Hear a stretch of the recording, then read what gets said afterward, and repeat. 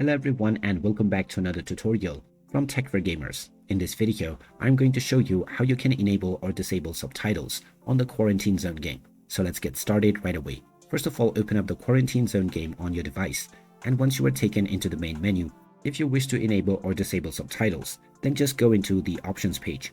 From here, make sure that you are inside the gameplay options, and now if you scroll down, within the interface menu, you will see the subtitles option. You can click on the left and right arrows in order to enable or disable it, and then click on apply to save your changes. You can then go back and continue to play with your chosen subtitle settings, and you may change it at any point of time by once again going into the gameplay options and scrolling down to use the left or right arrows. So there you have it. That is how easy it is to enable or disable subtitles on the Quarantine Zone game.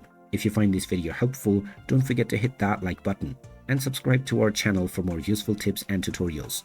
Thanks for watching, and I will see you again in the next video.